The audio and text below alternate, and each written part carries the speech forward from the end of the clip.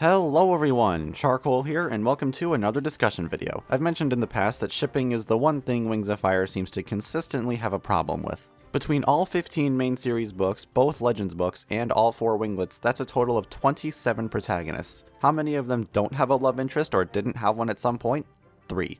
Yep, you heard that right, just 3. Out of 27.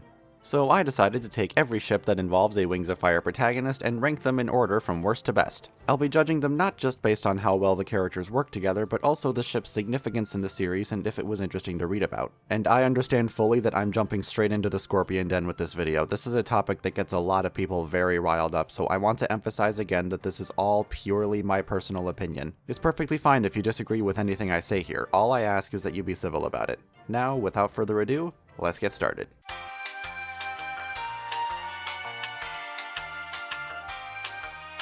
Starting with the D tier, there are only 2, and these are the ones where I either hate both characters involved, or I hate the ship itself to the point where I think the series would genuinely be better off without it. At the worst of the worst, we have Ivy and Leaf. If you saw my Dragon Slayer review, you'd know I do not like either of these characters, so having them become victims of the pointless forced shipping trope was just so infuriating. Nothing else to say here. I know I'm probably going to get a lot of hate for this next one, but next we have Glory and Deathbringer. I don't dislike either of these characters, my main issue with it is the insane age gap. When they first met and started dating in the first arc, Glory was the equivalent of a teenager, while Deathbringer was the equivalent of his mid-20s. I've said it before and I'll say it again, that is teetering on the edge of pedophilia and I shouldn't have to remind you why that's not okay. Say what you want about dragons having different customs and norms, but this is still a series marketed for children, so these characters are supposed to be role models for young readers. And even in the second arc, when Glory is technically an adult, Deathbringer is downgraded to just being a mindless simp for her. He was so good an assassin, but this ship completely ruined him. Now, correct me if I'm wrong, but I think assassin was what gave Deathbringer an official age. In book 3, for all we knew at the time, he could have been around Glory's age, maybe a year or two older, but even if it was okay then, knowing his age now recontextualizes the whole ship in a way that I just can't look at it the same way anymore.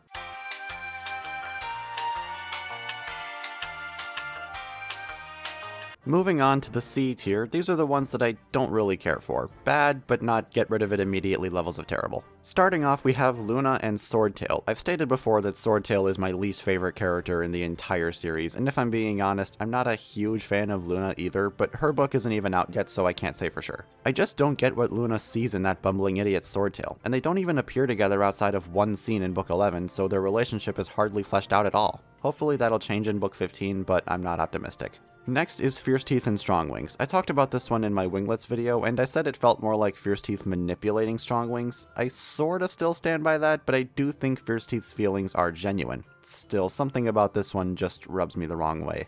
Next, we have Blue and Cricket. Again, I've talked about this one before, and my opinions on it are basically the same. By this point, the forced relationship pattern was well established and getting very old, and there's no reason these two couldn't just be friends.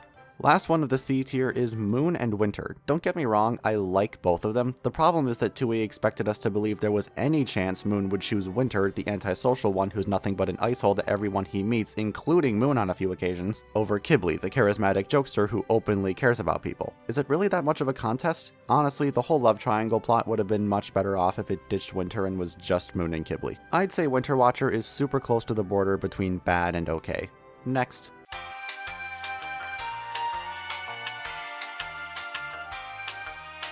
The B tier is for the ships that are just okay.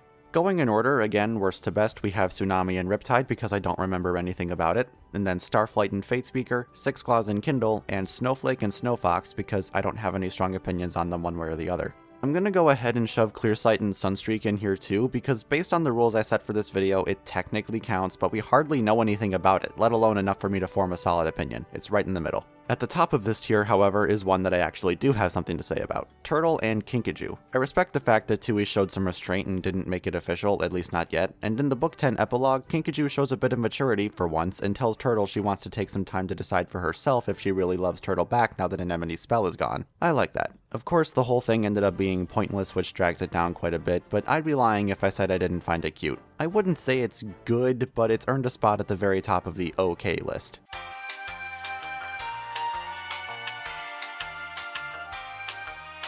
Now we're at the A tier, the ones that I can comfortably say I like. Not great, but good. First, we have Arctic and Foe Slayer. This one just barely escapes the B tier purely because of how much it's influenced the series. This is the whole reason the Icewings and Nightwings hate each other. As for Arctic, he may have become a grumpy jerk in Legends Darkstalker, but he still really cares about Foe Slayer, even going so far as to give up one of his kids to get Foe Slayer back from Queen Diamond.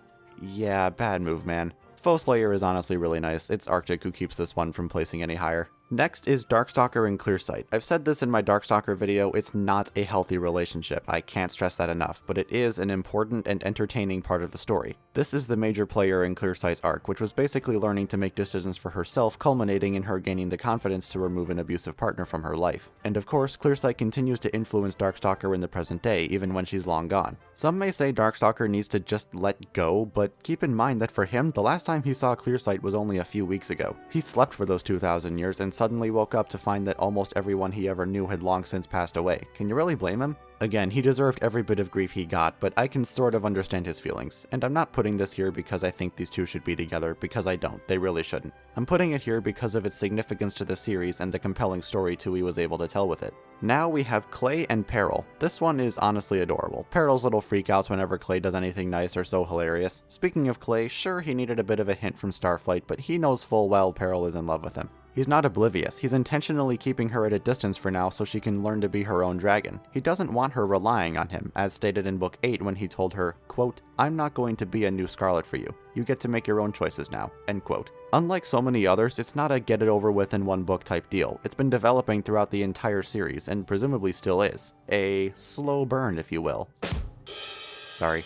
Topping off the A tier, we have Moon and Kibli. Moon's book smarts and Kibli's street smarts complement each other really well, and the fact that Kibli will often go out of his way for Moon is part of why I love his character so much. And again, it's not one and done, it's developed over the course of the second arc. I don't have as much to say about this one, but it's really adorable and wholesome and I like it a lot.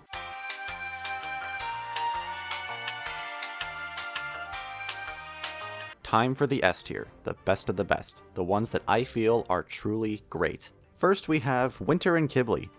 Okay, it's not canon, it never has been, probably never will be, and I don't personally ship it, but come on, Quinter at least deserves an honorary spot up here purely for all the memes it sparked throughout the fandom. And let's be honest, you guys would kill me if I didn't put it here. Next is Sundew and Willow. Again, I talked about this one for a good few minutes in my Arc 3 video. The main reason I love it is because 1, it's a bit of LGBT representation, that's always nice to see, and 2, it's more than that. Most of the entries below this one arguably could have worked fine, if not better, if the pairs were just friends, but this one isn't like that. Sundew and Willow influence each other in ways that only romantic partners do. It's a dynamic that can only work as a romantic relationship, and I attribute that to the fact that they're already together when the story starts. As for the LGBT side of it, no attention is called to that aspect of it. It focuses more on the forbidden romance between two opposing factions trope. Cliché, yes, but I like that it doesn't focus on being gay. It's portrayed as being completely normal, which is exactly how LGBT characters should be treated. I'm gonna stop now before I go on another rant about that and move on to the number 1 pick. And if you've been paying attention, you already know who it is.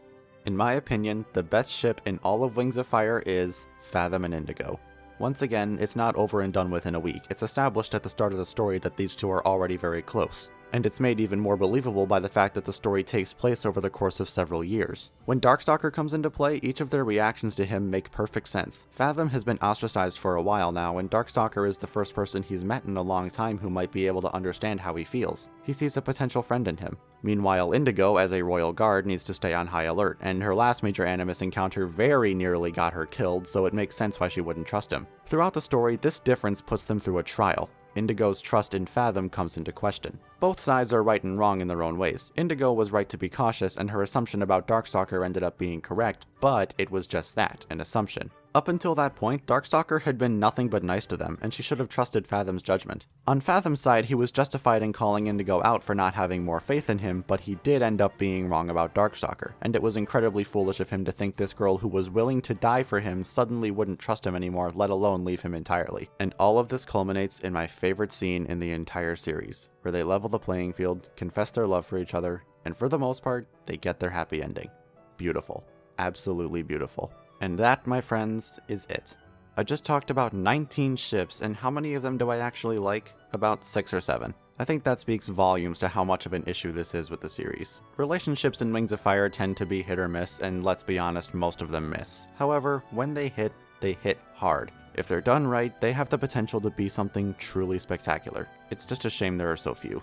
Now it's fan art time. We have art from Leo River Flare, The Liquid Catloaf, Mystic the Wolf, Twilight, another from Twilight, DJ Dragon 440, another from The Liquid Catloaf, Evinti, Egg, a third from The Liquid Catloaf, Kaze, Red Cobra, Grapple, a fourth from The Liquid Catloaf, Skrill, Puppet, a fifth from The Liquid Catloaf, Bloodstrike, JoJo Arts, Your Underrated Artist, Kunai Skrill, Flicker of the Ice and Sandwings, and another from JoJo Arts. Thanks a bunch, guys, but at this point, if I keep showcasing every single piece I receive, I'm going to be here all day reading them out, so from now on, I'll just be showing my favorites from the ones I get between recordings. Anyway, that's all. This has been Wings of Charcoal, and I will see you all in the next video.